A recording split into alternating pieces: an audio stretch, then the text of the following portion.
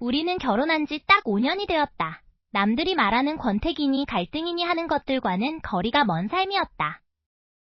아내는 여전히 아침이면 서툴지만 정성스러운 샌드위치를 만들고 나는 출근길에 그녀의 이마에 짧은 입맞춤을 남기는 것으로 하루를 시작했다.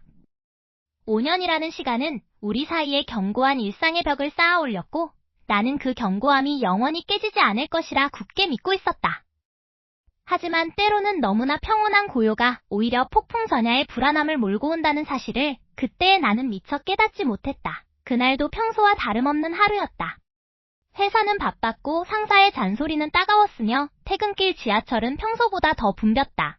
지친 몸을 이끌고 현관문을 열었을 때 아내는 거실에서 책을 읽고 있었다. 은은한 조명 아래 비친 그녀의 옆모습은 여전히 아름다웠고 나는 그 평온한 풍경 속에서 비로소 하루의 긴장을 놓아버렸다. 아내는 나를 보며 다정하게 웃어주었다. 평소처럼 가벼운 포옹을 나누고 코트를 받아들던 그때 아주 희미하지만 분명하게 내 감각을 자극하는 무언가가 있었다. 그것은 프리지아 향기였다. 코끝을 스치고 지나간 그 향기는 낯설었다. 우리 집에는 꽃을 들이지 않는다. 아내는 꽃을 좋아하지만 그녀의 동생인 처남이 아프기 시작한 이후로는 거실에 꽃병 하나 놓는 것도 조심스러워했다. 처남은 꽃이라면 사족을 못 썼지만 면역력이 약해진 그에게 향이 강한 꽃은 오히려 해가 될 수 있었기 때문이다. 그런데 도대체 왜 아내의 옷에서 프리지아 향기가 나는 걸까? 나는 반사적으로 코트를 다시 한번 살짝 쥐어보았다. 향기는 분명했다. 달콤하면서도 약간은 쌉싸름한 봄의 정취를 가득 머금은 프리지아의 냄새. 오늘 무슨 일 있었어? 향기가 좀 다르네. 내 물음에 아내는 아주 짧은 순간 멈칫했다. 정말 찰나의 순간이었다. 그녀는 이내 평소의 다정한 미소를 되찾으며 대수롭지 않다는 듯 웃었다. 응? 그래? 아, 오늘 퇴근길에 꽃집 앞을 지나왔거든. 아마 거기서 향기가 배어나왔나 봐. 나도 프리지아 참 좋아하는데 요즘 길가에 정말 예쁘게 피었더라. 그녀의 설명은 논리적이었다. 하지만 내 마음 한구석에서는 이유 모를 불안함이 꿈틀거렸다. 아내의 눈동자는 흔들림이 없었다. 하지만 그녀가 샌드위치를 만들 때나 우리가 함께 밤 산책을 나갈 때 보이던 그 자연스러운 모습과는 미묘하게 다른 무언가 감춰진 차가운 벽이 느껴지는 것은 왜일까? 나는 애써 웃으며 고개를 끄덕였지만 머릿속은 복잡해졌다. 지난 5년간 나는 아내의 모든 일상을 공유하고 있다고 생각했다. 그녀가 무엇을 좋아하는지, 누구를 만나는지, 심지어는 어떤 생각을 하는지조차 투명하게 알고 있다고 자부했다. 하지만 지금 내 코끝에 남은 이 잔향은 내가 전혀 알지 못하는 그녀의 시간을 말해주고 있었다. 처남이 아프다는 사실을 안 이후 아내는 더욱 조심스럽게 행동했다. 처남을 병원에 데려다주고 돌아오는 길에 그녀는 늘 지쳐 보였지만 동시에 무언가에 홀린 듯한 표정을 지을 때가 있었다. 그저 병수발에 지친 것이라 생각했다. 하지만 지금 이 향기는 그런 슬픔이나 고단함과는 전혀 다른 차원의 감각이었다. 꽃집 앞을 지나쳤다는 말 한마디로 설명하기엔 이 프리지아 향기는 너무나 선명하고 고혹적이었다. 나는 샤워를 하러 들어가는 아내의 뒷모습을 가만히 응시했다. 거실의 평온함은 그대로인데 내 마음속의 평온함은 모래성처럼 허물어지기 시작했다.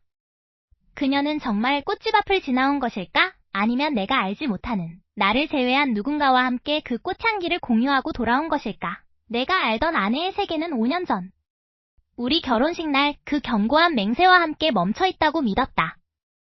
하지만 지금 나는 내 손을 잡고 있는 이 여자가 내가 모르는, 내가 절대 발을 들여놓을 수 없는 어떤 낯설고 화려한 세계의 입구에 서 있는 것은 아닌지 의심하기 시작했다. 그녀가 욕실문을 닫고 들어갔을 때 나는 거실에 홀로 남겨져 거친 숨을 몰아쉬었다. 창밖으로는 밤바람이 불어왔지만 내 코끝에는 여전히 프리지아의 향기가 맴돌고 있었다. 마치 덫처럼 나를 향해 서서히 조여오는 향기였다. 대체 이 꽃향기는 무엇을 의미하는 걸까? 내가 모르고 있는 그녀의 비밀스러운 방, 그 문 너머에는 도대체 어떤 풍경이 펼쳐져 있는 것일까? 나는 나조차 믿을 수 없는 이 불안함의 끝을 더듬거리며 5년의 시간 동안 견고히 쌓아올린 우리들의 일상이 사실은 아주 얇은 종이 위에 그려진 그림에 불과했던 것은 아닐까 하는 끔찍한 상상을 시작했다. 이 향기는 과연 단순한 우연일까? 아니면 이제 막 시작된 나의 지옥으로 향하는 초대장인 걸까? 어느덧 5년이라는 세월이 흘렀다. 그 긴 시간 동안 우리 부부 사이에는 단 한 번의 큰 다툼도 없었다. 하지만 평온함이라는 이름의 가면 뒤로 아주 미세하고도 서늘한 균열이 생겨나고 있었다. 그 시작은 정확히 언제였을까? 아마 아내의 옷깃에서 맡았던 그 낯선 프리지아 향기가 시작이었을지도 모른다. 그날 이후 아내는 눈에 띄게 달라졌다. 평소라면 칼같이 퇴근해서 저녁 식탁을 차리던 아내가 이제는 예고도 없이 매주 수요일마다 늦어지기 시작했다. 처음에는 단순히 프로젝트가 바쁜가 보다 생각했다. 하지만 수요일이라는 규칙적인 늦음이 3주, 4주 반복되자 내 안에 잠자고 있던 의심의 파편들이 조금씩 몸집을 불려나갔다. 오늘도 야근이야? 도대체 무슨 프로젝트길래 매주 수요일마다 이렇게 늦는 거야? 저녁 9시가 훌쩍 넘은 시간, 현관문이 열리는 소리에 맞춰 내가 물었다. 아내는 피곤한 기색이 역력한 얼굴로 현관에 들어서다 내 목소리에 살짝 흠칫 놀라는 기색이었다. 그녀의 어깨가 일순간 굳었다가 이내 무너져 내리듯 풀어졌다. 당신 아직 안 잤어? 미안해요. 이번 프로젝트가 생각보다 까다로워서요. 회사 사정이 좀 복잡해서 그런 거니까 너무 걱정하지 마요. 아내는 내 눈을 직접 마주치지 않은 채 서둘러 안방으로 향했다. 다정한 말투였지만 그 안에는 묘한 거리가 느껴졌다. 마치 두꺼운 유리벽 하나를 사이에 두고 대화하는 기분이었다. 예전 같았으면 오늘 회사에서 무슨 일이 있었는지 시시콜콜하게 늘어놓았을 그녀였지만 이제는 회사 이야기만 나오면 화제를 돌리기 일쑤였다. 바쁘다. 정신이 없다. 나중에 이야기하자는 말들이 그녀의 입에서 자동으로 튀어나오는 방어 기제처럼 느껴졌다. 나는 거실 소파에 앉아 멍하니 텔레비전 화면을 바라보았다. 머릿속은 온통 아내에 대한 생각으로 가득 찼다. 회사 동료들과의 회식일까? 아니면 내가 모르는 다른 누군가를 만나는 걸까? 처남에 대한 걱정도 머릿속을 스쳤다. 몸이 아픈 처남을 돌보느라 처가에 다녀오는 건 아닐까 하는 생각도 해봤지만 그건 말이 되지 않았다. 처남은 요양원에서 지내고 있고 꽃을 워낙 좋아해서 내가 가끔 화분을 사다 주곤 했으니까. 혹시 아내가 나와는 상관없는 그들만의 비밀을 공유하고 있는 건 아닐까 하는 끔찍한 의구심이 심장 한구석을 찌릿하게 찔러왔다. 우리의 대화는 점점 가뭄의 마른 땅처럼 갈라지고 있었다. 나는 계속해서 아내의 일상을 캐묻고 싶었지만 그럴 때마다 아내의 표정에 스쳐 지나가는 당혹감과 서운함이 나를 주저하게 만들었다. 묻고 싶었다. 당신 왜 이렇게 변했냐고? 그 수요일마다 당신은 어디서 누구와 무엇을 하는 거냐고. 하지만 차마 입 밖으로 내뱉지 못한 질문들은 내 속에서 썩어 문드러져 갔다. 어느덧 다시 돌아온 수요일이었다. 나는 평소보다 조금 일찍 퇴근해 집에 들어와 있었다. 거실은 고요했고 시계 초침 소리만이 째깍거리며 불길한 예감을 재촉했다. 아내의 방에서 부스럭거리는 소리가 들렸다. 나는 조심스럽게 복도를 지나 문틈으로 방 안을 들여다보았다. 방 안에는 아내가 혼자 있었다. 그녀는 침대 끝에 앉아 무언가에 열중하고 있었다. 손에는 휴대폰이 들려있었고 화면에서 뿜어져 나오는 푸른 빛이 그녀의 창백한 얼굴을 비추고 있었다. 나는 조용히 문을 열고 방 안으로 한 발짝 내디뎠다. 그때였다. 인기척을 느낀 아내가 소스라치게 놀라며 급하게 휴대폰을 자신의 가방 속으로 쑤셔 넣었다. 마치 들켜서는 안 될 무언가를 감추려는 듯 가방 지퍼를 거칠게 닫는 그녀의 손끝이 미세하게 떨리고 있었다. 나와 눈이 마주친 순간 아내의 눈동자가 갈 곳을 잃고 흔들렸다. 그 찰나의 정적 속에서 나는 직감했다. 이 평온했던 5년의 시간이 이제 곧 완전히 무너져 내릴 것임을. 아내의 향수 냄새가 섞인 것일까? 아니면 정말로 꽃향기일까? 지난 5년간 단 한 번도 맡아본 적 없는 그 향기가 코끝을 맴돌 때마다 내 안에 무언가가 서서히 균열을 일으키기 시작했다. 의심은 병처럼 번졌다. 퇴근한 아내가 현관문을 열고 들어올 때마다 나는 그녀의 표정과 옷매무새를 매의 눈으로 훑었다. 그녀는 평소처럼 다정하게 웃으며 오늘 많이 힘들었어? 라고 물었지만 그 미소 뒤에 가려진 낯선 긴장감이 느껴지는 건 기분 탓일까? 그날 이후 나는 습관적으로 그녀의 뒤를 쫓기 시작했다. 그녀가 욕실로 들어가 물소리가 들리기 시작하면 나는 거실 소파에 앉아 가슴을 짓누르는 불안감을 억눌렀다. 아내는 매주 수요일마다 늦었다. 야근이라며 내미는 서류 가방과 피곤에 지친 기색은 너무나 완벽해서 오히려 더 부자연스러웠다. 나는 아내의 카드 결제 내역을 몰래 확인했다. 하지만 결과는 허무할 정도로 깨끗했다. 회사 근처 카페, 편의점, 택시비, 어디에서도 그녀가 다른 남자를 만난다는 흔적은 보이지 않았다. 그런데도 가슴 한구석이 텅 빈 것처럼 허전하고 따가웠다. 어느 화창한 오후 세탁바구니에 담긴 아내의 코트가 눈에 들어왔다. 무언가에 홀린 듯 나는 코트 주머니 속을 뒤지기 시작했다. 손끝에 딱딱한 종이 한 장이 걸렸다. 꺼내보니 그것은 꽃집에서 발행한 작은 영수증이었다. 날짜는 지난주 수요일, 결제 시간은 밤 9시, 프리지아라는 이름과 함께 내가 전혀 알지 못하는 금액이 찍혀 있었다. 이 동네 꽃집이 아니었다. 시내 한복판 퇴근길 동선과는 전혀 무관한 곳이었다. 심장이 쿵쾅거리며 귓가에 울렸다. 아내는 꽃을 좋아하지 않는다. 아니, 적어도 나에게는 그렇게 말해왔다. 꽃은 금방 시들어버려서 마음이 아파 라고 말하며 생화보다는 차라리 화분이 낫다고 했던 사람이다. 그런데 프리지아라니. 심지어 밤 9시에 꽃을 샀다고? 순간 처남의 얼굴이 스쳐 지나갔다. 병원에서 지루한 나날을 보내며 꽃을 유난히 좋아하던 처남.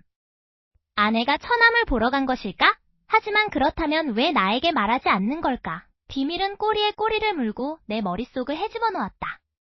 단순히 병문안이라면 당당하게 말하면 될 일이다. 그런데 왜 거짓말을 하는 거지? 아니, 정말로 처남에게 가는 게 맞는 걸까? 나는 손에 쥔 영수증을 꽉 쥐었다. 종이가 구겨지며 내 손바닥을 파고들었다. 의심은 이제 확신으로 변해갔다. 아내는 지금 무언가 거대한 비밀을 숨기고 있다. 그 비밀이 꽃향기 속에 감춰져 있다는 사실이 나를 더욱 미치게 만들었다. 아내의 다정한 눈빛조차 이제는 연극처럼 느껴졌다. 나는 거울 속에 비친 내 일그러진 얼굴을 바라보았다. 불안에 떨며 아내를 의심하는 내 모습이 혐오스러웠지만 멈출 수 없었다. 나는 결심했다. 더 이상 집에서 기다리며 타들어가는 속을 달래지 않기로. 다음 주 수요일이 다가오고 있었다. 아내는 이번 주에도 야근을 예고했다. 나는 연차를 냈다. 오전 내내 멍하니 앉아 시간을 죽이다가 오후 5시가 되자마자 서둘러 옷을 챙겨 입었다. 아내의 회사 근처로 향하는 내 발걸음은 평소보다 무거웠다. 만약 내가 보고 싶은 것이 아니면 어쩌지? 하지만 내가 보고 있는 것이 진실이라면 그 뒤에 기다리고 있을 파국은 누가 책임지는 걸까? 나는 아내의 사무실 앞. 보이지 않는 어둠 속에 몸을 숨겼다.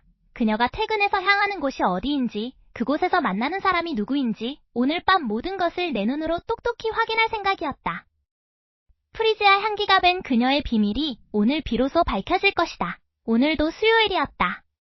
평소라면 아내의 퇴근 시간인 저녁 7시가 다가올수록 마음이 차분해져야 했지만 내 심장은 마치 고장난 엔진처럼 불규칙하게 요동치고 있었다.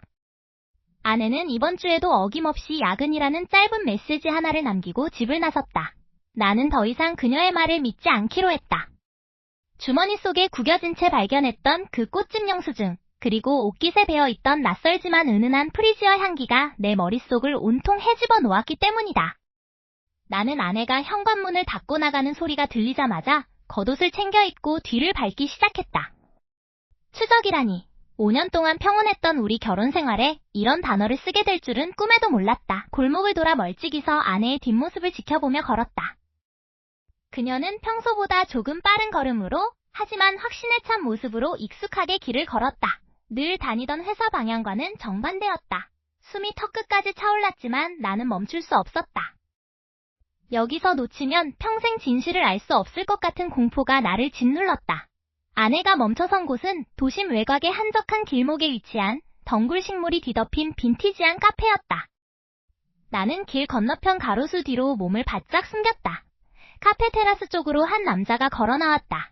그 남자의 품에는 내 상상을 훨씬 뛰어넘는 커다란 프리지어 꽃다발이 안겨 있었다. 노란 꽃잎들이 햇살을 받아 눈부시게 빛났다. 그 순간 심장이 덜컥 내려앉는 것 같았다. 아내의 얼굴에 내가 5년 동안 단 한 번도 본 적 없는 아주 화사하고 다정한 미소가 번졌다. 아내는 그 남자에게 다가가 자연스럽게 꽃다발을 건네받았다. 두 사람은 마치 오랜 연인처럼 혹은 아주 깊은 관계를 공유하는 사람들처럼 다정하게 이야기를 나누었다. 남자가 아내의 어깨를 토닥이는 모습이 보였다. 그들의 대화 소리는 거리에 섞여 들리지 않았지만 아내의 눈빛만큼은 선명하게 보였다. 그건 사랑하는 사람을 바라볼 때 나오는 따뜻함이었다. 그동안 나에게 보여주었던 피곤하고 건조한 눈빛과는 완전히 다른 생기 넘치는 모습. 그들은 카페를 나서 나란히 걷기 시작했다. 한 걸음 한 걸음 거리를 좁힐 때마다 내 머릿속의 이성은 무너져 내렸다. 그들은 목적지인 듯 보이는 거대한 빌딩을 향해 걸어갔다. 저 건물의 꼭대기에 그들의 비밀이 있을까?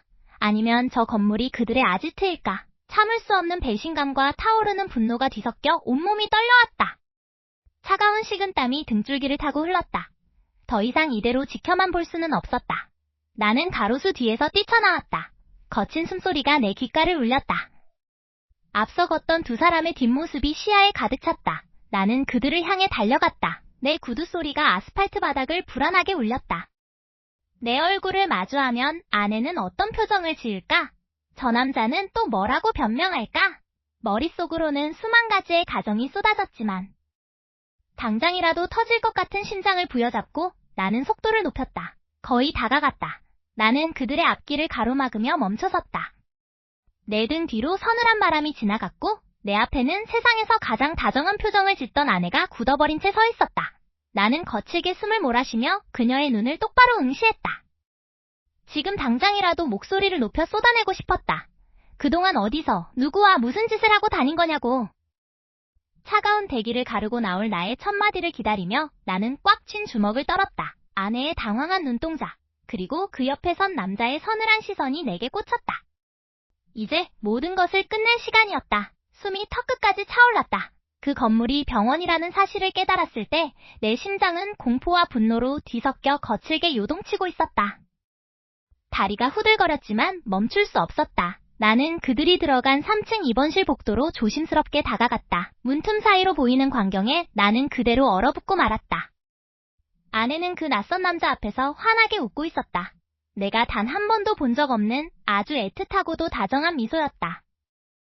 남자는 침대에 기대앉아 있었는데 한쪽 다리에 깁스를 한 채 휠체어에 의지하고 있었다. 그 남자의 손에는 내가 그토록 증오했던 프리지아 꽃다발이 들려 있었다. 아내는 조심스럽게 남자의 머리카락을 쓸어 넘겨주며 무언가 다정하게 속삭였다. 나는 주먹을 꽉 쥐었다. 배신감이라는 차가운 칼날이 가슴을 후벼 파는 것 같았다. 이게 다 무슨 짓이야? 나는 홧김에 문을 거칠게 열어 젖혔다. 쾅 소리와 함께 방 안의 모든 시선이 나에게 꽂혔다. 아내는 화들짝 놀라 눈을 크게 떴고 침대에 앉아있던 남자는 당황한 기색이 역력했다. 여보, 당신이 왜 여기에? 아내의 목소리가 떨리고 있었다. 나는 비틀거리며 안으로 들어갔다. 증거를 다 잡아냈으니 이제 변명은 필요 없다는 생각뿐이었다. 나는 바닥에 떨어진 프리지아 꽃다발을 가리키며 쏘아붙였다. 매주 수요일마다 늦은 이유가 이거였어? 이 남자 만나려고 그랬던 거야? 회사 야근? 그게 다 거짓말이었냐고. 아내는 잠시 멍하니 나를 바라보다가 이내 애처로운 표정으로 나에게 다가오려 했다. 나는 뒷걸음질 쳤다. 그때 휠체어에 앉아있던 남자가 힘겹게 입을 열었다. 형부, 죄송해요. 제가 누나한테 부탁했어요. 남자의 목소리는 가늘고 새소리가 섞여 있었다. 그는 낯선 남자가 아니었다. 자세히 보니 아내의 얼굴과 미묘하게 닮은 구석이 있었다. 아내는 눈물을 글썽이며 내 팔을 붙잡았다. 여보, 진정해. 오해한 거야. 이 사람은 내 동생 민준이야. 지난달 큰 교통사고를 당해서 재활치료를 받고 있었어. 프리지아는 민준이가 제일 좋아하는 꽃이야. 사고 후유증으로 기억이 온전치 않아서 매주 수요일마다 꽃을 들고 가서 예전 추억을 이야기해주며 기억을 되살려주려 했던 거야. 아내의 설명이 이어질수록 내 머릿속은 하얗게 비어갔다. 그녀가 왜 수요일마다 그렇게 지친 얼굴로 돌아왔는지, 왜 꽃냄새가 났는지 모든 퍼즐이 맞춰졌다.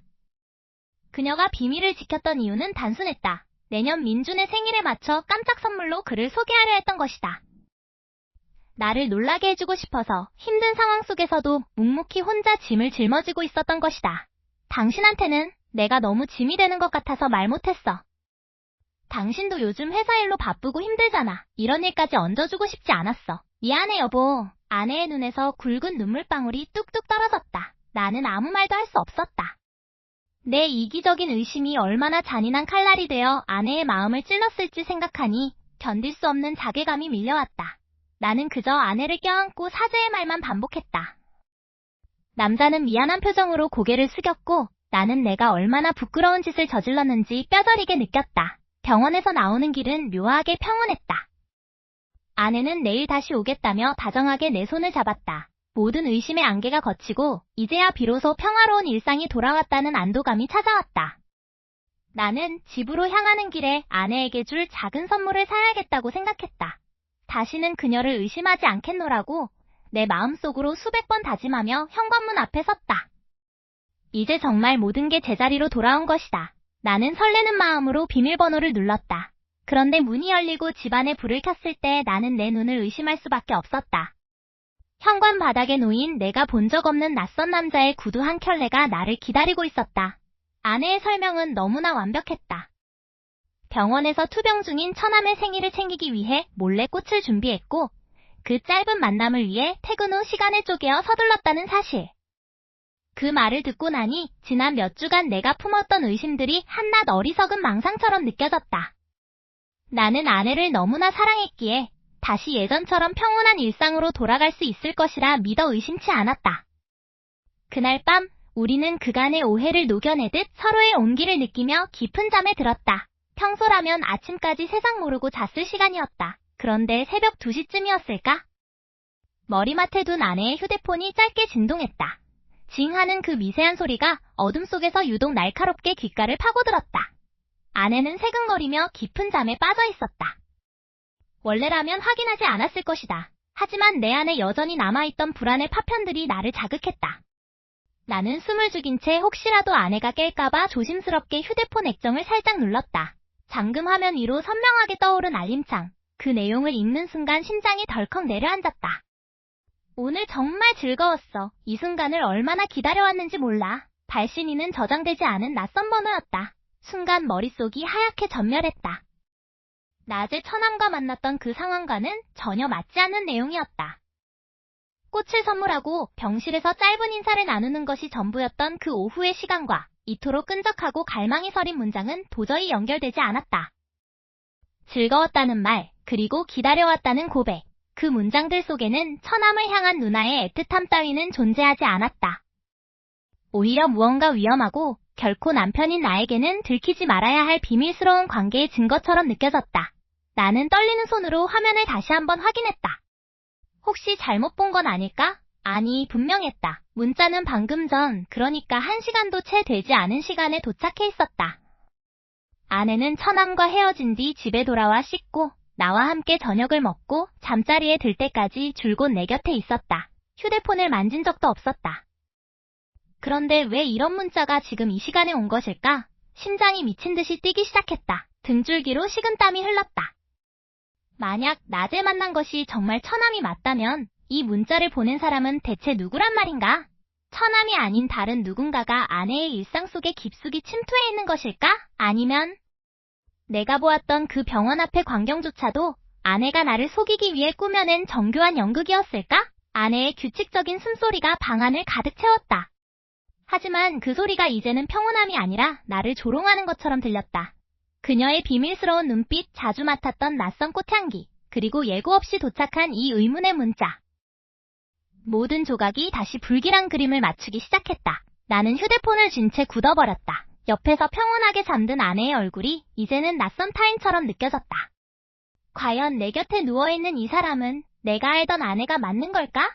그리고 지금 이 순간 어둠 속에서 이 문자를 보낸 그 정체불명의 남자는 도대체 누구인가? 아내의 숨소리는 고요했다. 규칙적으로 오르내리는 가슴팍을 보며 나는 침대 옆에 멍하니 앉아있었다. 방금 전까지 내 머릿속을 지배하던 죄책감은 그 기묘한 문자 한 통에 완전히 산산조각이 나버렸다. 오늘 정말 즐거웠어. 이 순간을 얼마나 기다렸는지 몰라. 병원에서 처남과 나눴던 담백한 대화와는 전혀 결이 다른 끈적하고 비밀스러운 문장의 잔상이 눈앞에서 떠나질 않았다. 나는 결국 참지 못하고 아내의 가방을 살며시 열었다. 그녀의 휴대폰은 깊은 잠에 빠져 있었지만 이미 내 손은 떨리고 있었다. 나는 아내의 패턴을 알고 있었다. 기념일과 처남의 생일 같은 숫자들을 조합하면 대개 풀렸다. 화면이 잠금 해제되는 순간 나는 알 수 없는 공포를 느꼈다. 가장 먼저 확인한 것은 그녀의 SNS였다. 비공개 계정이 있었다. 팔로잉은 단 1명, 그 계정의 프로필 사진은 텅 빈 회색 화면이었다. 그러나 주고받은 메시지함은 달랐다. 어제 보낸 향기, 마음에 들어? 라는 메시지가 상단에 떠 있었다.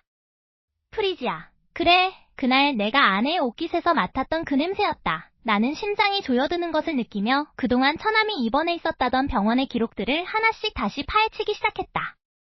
처남이 입원했다는 그 병원 이름, 그리고 그곳에서 근무한다는 담당 의사의 이름까지 모든 것을 검색 엔진에 입력했다. 그러나 놀랍게도 그곳은 장기 요양 시설이 아니라 일반적인 요양원이었다. 처남이 사고를 당했다는 그 무렵 해당 요양원에 입원한 환자 명단에 처남의 이름은 존재하지 않았다. 머릿속이 하얗게 전멸했다. 그럼 처남은 도대체 어디에 있었던 거지? 아니, 정말로 처남이 맞긴 했던 걸까? 내가 병원에서 만났던 그 사람은 대체 누구였을까? 아내는 나를 철저하게 속이고 있었다. 처남이라는 존재를 이용해 내 의심을 돌리고 그 뒤에서 전혀 다른 삶을 살고 있었던 것이다. 나는 떨리는 손으로 아내의 은행 어플리케이션을 켰다. 이미 이성적인 사고는 마비된 상태였다. 거래 내역을 하나씩 넘기던 내 눈이 어느 한 지점에서 멈췄다. 지난 1년 동안 매달 빠짐없이 거액의 돈이 빠져나가고 있었다. 수신인은 처남이 아니었다. 그렇다고 가족이나 지인의 이름도 아니었다. 계좌 명의자는 KJ. H라는 이니셜만 남긴 채 전혀 낯선 타인에게 수천만 원에 달하는 돈이 정기적으로 송금되고 있었다. 단순히 생활비라고 보기엔 너무나 큰 금액이었고 무엇보다 그 계좌는 내가 전혀 알지 못하는 아내의 비밀스러운 과거와 연결된 듯한 불길한 흔적을 남기고 있었다. 나는 침대에 누워있는 아내를 돌아보았다. 평온하게 잠든 그녀의 얼굴이 갑자기 외계인처럼 낯설게 느껴졌다. 내가 사랑했던 아내는 도대체 누구였을까? 지금 내 옆에서 숨쉬고 있는 이 여자는 대체 어떤 괴물 같은 비밀을 품고 나를 속여온 것일까? 나는 당장이라도 그녀를 깨워 소리를 지르고 싶었지만 발끝부터 차오르는 서늘한 공포가 나를 꼼짝달싹 못하게 만들었다. 이 돈의 정체는 무엇이며 그녀는 과연 누구에게, 무엇 때문에 매달 이렇게 엄청난 대가를 지불하고 있는 것인가? 질문은 꼬리에 꼬리를 물고 내 숨통을 조여왔다. 거실의 공기는 평소와 다르게 팽팽하게 당겨진 활시위처럼 서늘했다. 퇴근하고 돌아온 아내의 뒷모습에서 느껴지는 기묘한 긴장감을 나는 더 이상 참을 수 없었다. 식탁 위에 놓인 차가운 저녁 식사는 쳐다보지도 않은 채 나는 며칠 전부터 가슴속에 묵직하게 박혀있던 의문들을 끄집어냈다. 휴대폰을 손에 쥔 아내의 손가락이 미세하게 떨리는 것을 놓치지 않았다. 이제는 말해줘. 그날 병원에서 만났던 처남 말고 다른 사람이 있다는 거 다 알아. 메시지는 대체 뭐야? 오랫동안 기다렸다는 그 말, 도대체 누구한테 들은 거야? 내 목소리는 스스로 듣기에도 날카로웠다. 아내는 천천히 고개를 돌려 나를 바라보았다. 그동안 내가 알던 온화하고 다정했던 그 눈빛은 온데간데 없었다. 차갑게 식어버린 그녀의 눈동자가 나를 관통하듯 훑었다. 그녀는 대답 대신 헛웃음을 짓더니 천천히 소파에 앉아 다리를 꼬았다. 당신 정말 끝까지 추잡하게 굴 거네? 내가 부탁했잖아. 나도 나만의 시간이 필요하다고. 당신의 그 의심병, 이제는 질릴 지경이야. 의심병? 근거 없는 의심이면 내가 이렇게까지 하겠어? 통장에서 나가는 돈들, 알 수 없는 출처의 메시지들. 당신이 나한테 숨기는 게 도대체 뭐야? 설마 처남 병원비가 아니라는 거? 나도 다 알게 됐어. 내 말에 아내의 표정이 순식간에 일그러졌다. 그녀는 자리에서 일어나 나에게 바짝 다가왔다. 가까이에서 느껴지는 그녀에게서는 여전히 낯선 향수 냄새와 함께 알 수 없는 화약 냄새 같은 것이 풍기는 듯 했다. 그녀의 차가운 숨결이 내 뺨에 닿았다. 당신이 뭘 안다고 그래? 내 인생에 대해 당신이 뭘 얼마나 안다고 감히 참견하는 거야? 당신이 사랑한 건 내가 아니라 당신이 상상 속에서 만들어낸 착하고 순종적인 아내라는 인형이겠지. 그런데 어쩌지? 이제는 그 인형놀이도 지쳤어. 그녀의 말투는 비수처럼 내 가슴을 후벼 팠다. 내가 알던 사람은 어디로 간 걸까? 아니, 애초에 내가 알고 있었던 그녀가 진짜 그녀가 아니었던 것일까? 집안을 감싸고 있는 정적 속에서 심장 박동 소리가 귓가에 웅웅거렸다. 나는 억울함과 배신감에 입술을 깨물었다. 하지만 그녀는 그런 나의 고통을 즐기기라도 하듯 아주 차분하고 냉소적인 태도로 일관했다. 나한테 더 이상 간섭하지 마. 내 사생활은 이제 당신과 아무런 상관이 없어. 우리가 지금까지 쌓아온 시간? 그거 다 껍데기야. 당신이 그토록 원하던 진실, 그게 보고 싶어서 계속 파헤친 거라면 축하해. 이제 아주 잘 볼 수 있게 될 테니까. 그녀는 방으로 들어가 잠시 뒤 다시 나왔다. 그녀의 손에는 깔끔하게 정돈된 서류 한 뭉치가 들려 있었다. 탁 하고 식탁 위에 놓인 서류 봉투가 기분 나쁜 소리를 냈다. 봉투 위에는 이혼합의서라는 단어가 선명하게 찍혀 있었다. 이거 내가 먼저 준비하려고 했는데 잘 됐네. 당신도 이제 더 이상 이 징글징글한 의심에서 벗어나서 편해지고 싶잖아? 자, 이제 당신이 원하던 대로 해. 여기서 사인해. 그럼 당신이 그토록 궁금해하던 내 비밀들, 그리고 내 인생에 대한 참견도 다 끝나는 거야. 그녀의 눈은 흔들림이 없었다. 나는 얼어붙은 채 식탁 위를 굴러다니는 서류 봉투와 아무렇지 않게 서 있는 그녀를 번갈아 보았다. 이게 끝인가? 5년이라는 세월이 이 한 장의 종이 앞에서 이렇게 허무하게 무너지는 것인가? 그녀가 가리킨 이혼 합의서를 보며 나는 비로소 깨달았다. 그녀가 숨기고 있던 것이 단순히 다른 남자가 아니라 이미 나를 지워버린 그녀의 차가운 마음 자체였다는 것을. 잉크가 채 마르지 않은 듯한 서류를 보며 나는 숨이 막혀왔다. 과연 나는 저 서류에 사인할 수 있을까? 아니면 이 비밀의 끝을 파헤치기 위해 또 다른 선택을 해야 할까? 거실의 조명이 유난히 눈부시게 느껴지는 밤이었다. 거실에는 숨이 막힐 듯한 정적만이 감돌았다. 탁자 위에는 변호사가 작성했다는 이혼 서류가 차갑게 놓여 있었다. 아내의 손끝이 서류 모서리를 스치고 있었다. 그녀의 눈빛은 내가 5년 동안 알고 지낸 다정했던 아내의 것이 아니었다. 그것은 차갑게 식어버린 타인보다 더 먼 타인의 시선이었다. 나는 그녀의 얼굴에서 그토록 사랑했던 미소 대신 내가 결코 닿을 수 없는 깊은 심연을 보았다. 결국 여기까지 온 거네. 내 목소리는 낯설게 떨렸다.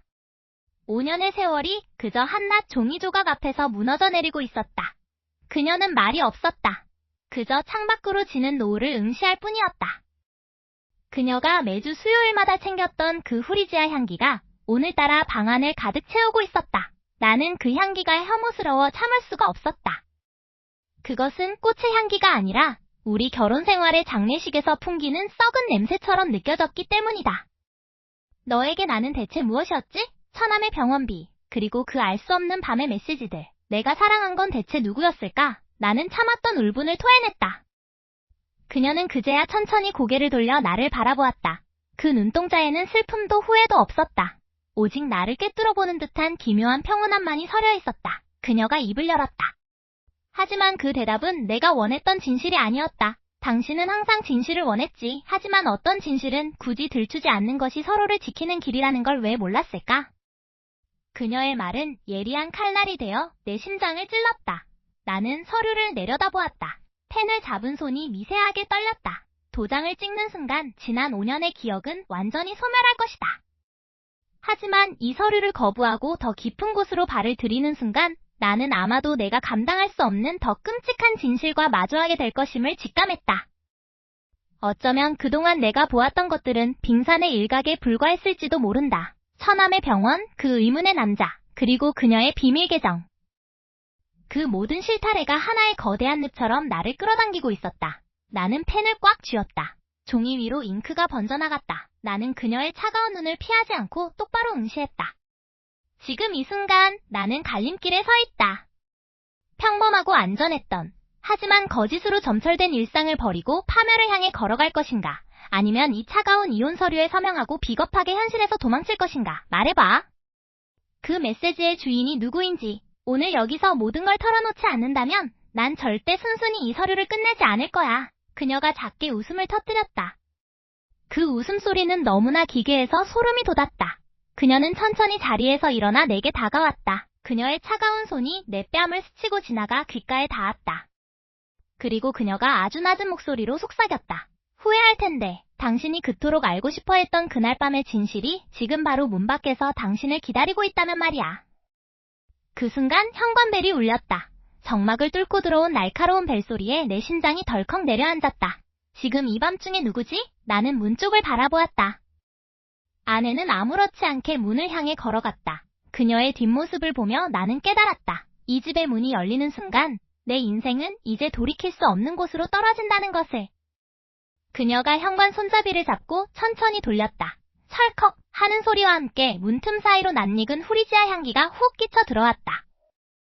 문 밖에는 내가 알고 있는 처남의 얼굴을 한 누군가가 서 있었다. 아니, 처남과는 너무나도 다른 서늘한 눈빛을 한 사람이. 문이 완전히 열렸다. 나는 그 자리에서 얼어붙어 한 발자국도 움직일 수 없었다. 내 인생의 마지막 조각이 그렇게 문 밖에서 나를 향해 웃고 있었다.